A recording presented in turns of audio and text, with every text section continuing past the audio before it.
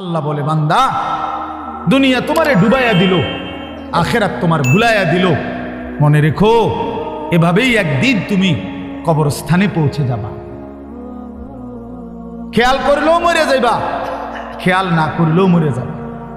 গুরুত্ব দিলেও মরে যাবা, গুরুত্ব না দিলেও মরে যাবা। হাসলেও মরে যাবা, কাঁদলেও মরে যাবা। অট্টালিকার প্রাসাদ থেকেও কবরে যাইবা, জীর্ণ কুঠির কুড়ে ঘর থেকেও কবরে যাইবা। দুনিয়া জিতলেও মরে যাবা, দুনিয়া হারলেও মরে যাবে। এখানে জিতে যে সেও মরে যায়, এখানে হেরে যায় যে সেও কি মরে যায়। ভাইয়া মরে যায়। কাল্লা সাউফা তা'লামুন, আল্লাহ বলে অবশ্যই কবরে আসলেই তুমি জানতে পারবা আমার নাফরমানির শাস্তি কি, আমার নাফরমানির শাস্তি কি। কারে জিজ্ঞাসা করে বিড়ি সিগারেট খাইছো? কারে জিজ্ঞাসা করে সুদ খাইছ? কারে জিজ্ঞাসা করে তোমার স্ত্রী বেপর্দা হইছে? কারে জিজ্ঞাসা করে তোমার ছেলে কোনোদিন নামাজ পড়ে না? 365 দিনে, খোদার একটা বছরে কোনোদিন মুসলমানের বাচ্চা 16 বছর 14 বছর একদিনও, একটি বছর পূর্ণাঙ্গ কোনোদিন ফজরের নামাজ পড়ে না। এটা মানুষের বাচ্চা? এটা মুসলমানের বাচ্চা মিয়া? এটা সন্তানরা মানুষ করতে আসেন না ফাঁস করাইতেন আসেন? এক তো হলো সার্টিফিকেট নিতে আসেন, একটা মানুষ করতেছেন। যে কপালে সেজদা নাই সে তো মানুষ হয় না, সেজদাবিহীন মানুষ হয় না, A+ দিয়ে মানুষ হয় না। আখলাক দিয়ে, গোলামি দিয়ে, আল্লাহর আনুগত্যের মাধ্যমে মানুষ হয়। আল্লাহর আনুগত্যের মাধ্যমে। যে কপালে আনুগত্য নাই সে মানুষ হচ্ছে না। সে টাকা পয়সা রোজগার করার কিছু শিখতেছে আর কি, ভদ্রচিত কোনো উপার্জনের পন্থা করবে আর কি। আখলাক যেটা মানুষ, সেটা তো গোলামির মাধ্যমে হয়। যে মালিককে চেনে না, আল্লাহ কোরআনে বলছে, সোজা হিসাব, একদম সরাসরি কোরআনের আয়াত। আল্লাহ বলছেন, কোরআনকে আপনারাও বলেন, ইংরেজি কোন আর বাংলায় কোন, শুদ্ধভাবে বলেন আর যেমনি বলেন, কোরআনের ব্যাপারে আপনাদের স্বীকৃতি এটা যে এটাই পূর্ণাঙ্গ জীবন বিধান, কমপ্লিট কোড অফ লাইফ। এটা পৃথিবীর সবচেয়ে নিখুঁত কিতাব, এটা আপনাদের কলিজার ভিতরও আছে। তো সেই কোরআনে বলছে 3 জিনিস যার মধ্যে নাই, কোরআনুল কারীমের তেলাওয়াত, 2 নাম্বার অন্তর গুনাহ থেকে পবিত্র করা, 3 নাম্বার কোরআন সুন্নাহর আলোকে জীবন গঠন। আল্লাহর কসম, আল্লাহ বলছে এই 3 জিনিস যার জীবনে নাই সে লাফি দালালিম মুবিন, সে সুস্পষ্ট গোমরাহ, গোমরাহ, গোমরাহ, পথভ্রষ্ট, পথভ্রষ্ট, পথভ্রষ্ট। এখন আমনে কোন মানুষ হয়েছে কেন? আল্লাহর কোরআন মুসলমানের বাচ্চা হয়ে একটা লাইন কোরআন শরীফ সাইয়া সাইয়াও পড়তে পারে না, এতে মানুষ হইল কেমন?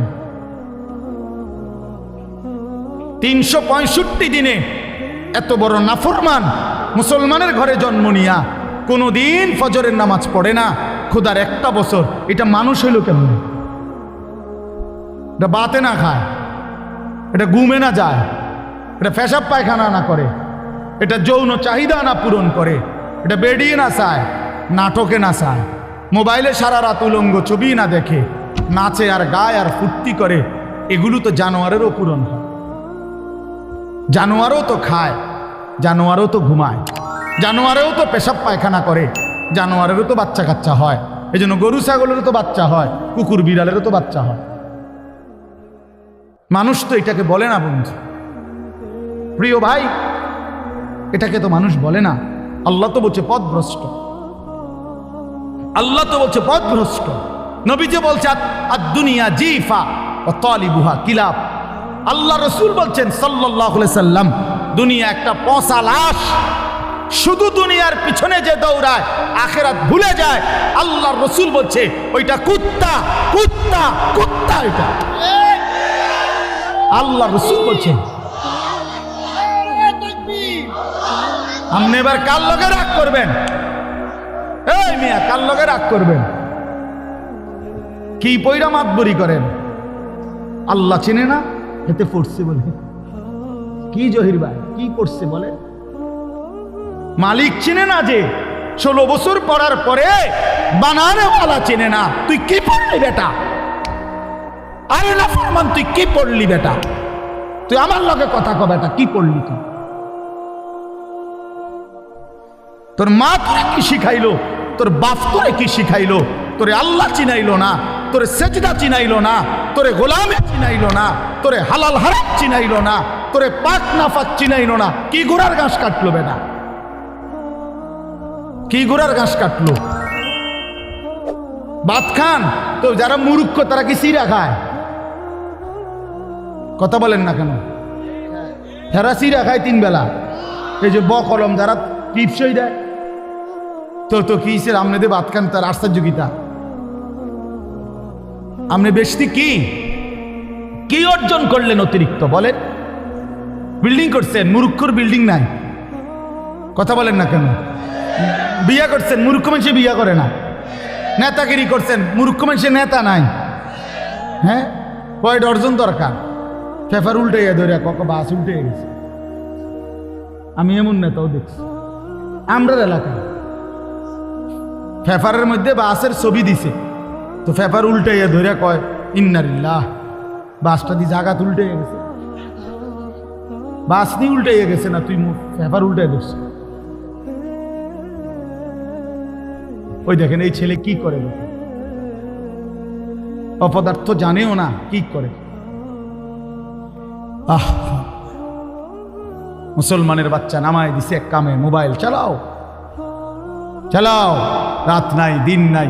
কে তোমার মা, কে তোমার বাবা, কি তোমার ধর্ম, কে তোমারে বানাইলো, কেন বানাইলো, তিনি তোমার কাছে কি চান, কিচ্ছু দরকার নেই। আমি আর আমার মোবাইল, খালাস।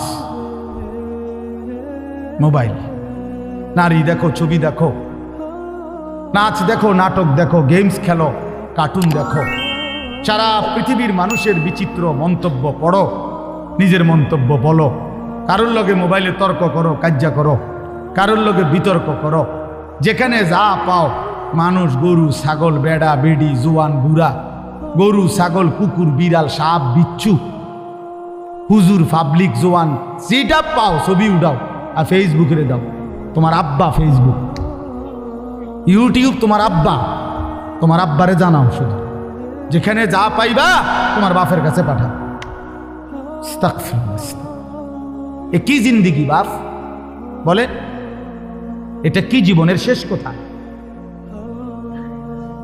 প্রিয় ছেলেরা আমার, বলো ভাই, এর শেষ কোথায়? বন্ধু, এর শেষ কোথায়? আমার বয়স 43 বছর, শেষ 44 বছর শুরু। 1981 সালে আমি জন্মগ্রহণ করেছি অক্টোবর মাসে। আমার এই ছোট্ট জীবনে আমি টেলিগ্রাফ দেখছি, ডাকপিয়নের চিঠি দেখছি, ল্যান্ড ফোনের টেলিফোন দেখছি, ব্যাপক ফিতাওয়ালা ক্যাসেট দেখছি, সিডি চ্যাপ্টা চ্যাপ্টা ক্যাসেট দেখছি। চ্যাপ্টা চ্যাপ্টা যে পাতলা পাতলা এগুলো ছিল, তো এগুলো আসেনি অঞ্জয় ভাই, এগুলোতে একটাও নাই, ওইগুলোতে একটাও নাই বন্ধু। আমার মাত্র 40 বছরের ব্যবধানে এতগুলো প্রযুক্তি পৃথিবীতে যদি হারায়া যায়, আগামী 30 বছরের ব্যবধানে দেখবা এগুলোও নাই, এগুলোও নাই বন্ধু। ইউটিউবও নাই, ফেসবুকও নাই। কিন্তু তোমার যেই বদ আমল লাগিয়া গেছে তোমার লগে, এটা নিয়েই তুমি হাসরের ময়দানে দাঁড়াইতে। মোবাইলে না থাকবে না, কিন্তু তোমার নারী, ছবি, নর্তকী, জিনা ব্যভিচারের দৃশ্য, এগুলো শরীর থেকে, জীবন থেকে আলাদা করবা কেন? বলো ভাইয়া, রং তামাশার এই ফুর্তি আলাদা করবা কেমনে?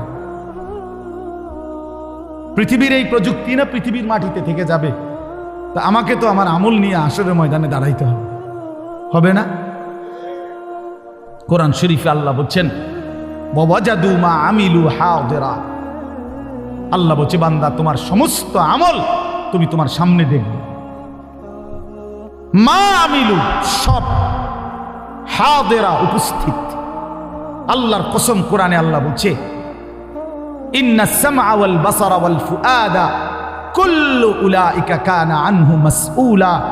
আল্লাহ বলে, বান্দা, কানকেও আমি জিজ্ঞেস করব, কান বলো তুমি কি শুনেছ।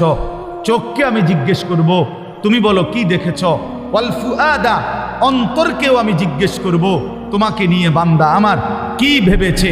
এজন্য আমাদের প্রত্যেকের দিলের ভিতরের যেই ভাবনা, ভালো মন্দ, আমরা নারীকে নিয়ে ছবি দেখে, নর্তকী দেখে, উলঙ্গ দৃশ্য দেখে, রাস্তার বেপর্দা নারী দেখে কত অসৎ কল্পনা, কত অসভ্য নোংরা কল্পনা করছি দিলের মধ্যে।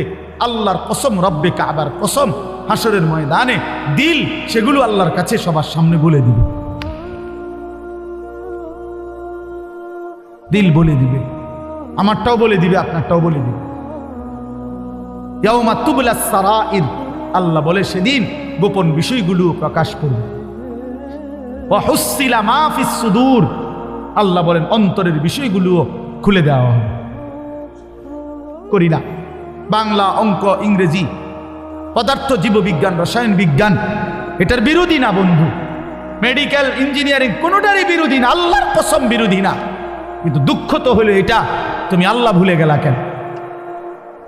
দুনিয়ার জন্য তুমি এতগুলো পড়লা, তোমার বাপ তোমার এতগুলো পড়াইলা বন্ধু, কিন্তু তোমার কোরআন পড়াইলো না কেন?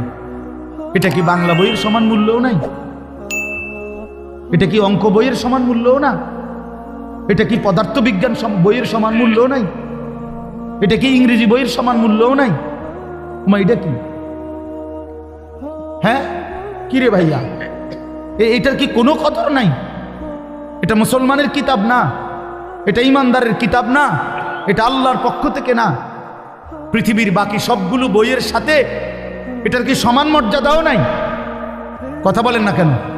সমান মর্যাদা, কোনটা আসবে কাছে? তাই না? সবার উপর, সবার উপর। তাহলে সর্বশ্রেষ্ঠ এলেম কোরআন থেকে বঞ্চিত করলেন কেন? কোরআন থেকে বঞ্চিত হলো কেন ভাইয়া? এই জন্য মনে রাখো প্রিয় ভাই, আমার দিল তো চায় অনেক বলা। আমার অনেক ঘনিষ্ঠ মাওলানা মুফাজ্জল ভাই মানে সাইপা দৌড়ে ডেট নিছে আমার থেকে। এর কথা হলো এটা দিতেই হবো, যে কোনো একখান দিয়া। আমি কোনোভাবেই পাচ্ছিলাম না ডেট, কোনো খান দিয়া মিলানোর সুযোগ না। আমার মূলত নোয়াপাড়া মাহফিল, এখন ওই পাসপোর্ট অফিসের কাছে, এখন আবার গিয়ে আমি ওখানে বয়ান করতে হবে। আমার মাদ্রাসার ইসলাহি মজলিস আজকে ছিল, ওইখানে শেষ করে মেহমানদেরকে খানাত বসাইয়া, বিশ্বাস করেন আমি কিছুই মুখে দেইনি। এরপরে আসছি ওইখানে, অনাগরে বলছি আমার আল্লাহর ওয়াস্তে মাফ করে দেন, আপনারা খান, আমি একটু যাইতে হবে। এই ওইখান থেকে দৌড়াই এখানে আসছি। কিন্তু আমার একটা বরকত ভাল লাগছে একটা জিনিস, সেটা হলো প্রথম বার্ষিক মাহফিল এটা। তার মানে ইনশাআল্লাহ এই প্রথমবারের আয়োজনের সাথে যার অংশগ্রহণ থাকে, এরপরে যতদিন এটা চলবে, এই প্রথমবারের আয়োজক, পরিচালক, ঘোষক, উপস্থাপক, বক্তা, শ্রোতা, সহযোগিতাকারী, বিশ্বাস করেন সবাই এরপরে যতদিন চলবে নেকি চলতেই থাকবে, চলতেই থাকবে, চলতেই থাকবে। এই জন্য আমরা গেই না, আমরা লাভবান। আমরা যে প্রথমবারের বক্তা, প্রথমবারের শ্রোতা, প্রথমবারের সহযোগিতাকারী, প্রথমবারের উপস্থাপক, নূর আলম ভাই প্রথমবারের উপস্থাপক, সব মিলাই আমরা প্রথম। মান দাআ ইলা হুদান, আল্লাহ নবী সাল্লাল্লাহু আলাইহি সাল্লাম বলেন, যে হেদায়েতের দিকে কাউকে ডাকে, কল্যাণের দিকে ডাকে, কানা লাহু মিনাল আজরি মিসলু উজুরি মান তাবিআহু, পরবর্তীতে যত মানুষ তাকে অনুসরণ করে, আল্লাহর কসম নবী বলে প্রত্যেকের সমপরিমাণ নেকি আহ্বানকারীকে, এই উদ্বোধনকারীকে, আহ্বানকারীকে আল্লাহ তাআলা দিয়ে দিবেন। এই জন্য আজকে আমরা ডাকলাম, আমরা বললাম, শুরু করে দিলাম, এরপরে যত মানুষ আসবে, শুনবে, বলবে, ইনশাআল্লাহ আমাদের আমলনামায় নেকি আসতে থাকে। এই জন্য প্রথম বার্ষিক এই তাফসীরুল কোরআন মাহফিলে আমি আপনাদের কাছে শুধু এতটুকু অনুরোধ করি, আমি মেহেরবানি করে প্রিয় ভাই, আরেক দিন যদি আল্লাহ তৌফিক দেয়, হায়াতে বাঁচি, লম্বা সময়ের কোনো ডেট ইনশাআল্লাহ এক সময় দেব, আল্লাহ যদি তৌফিক দেয়।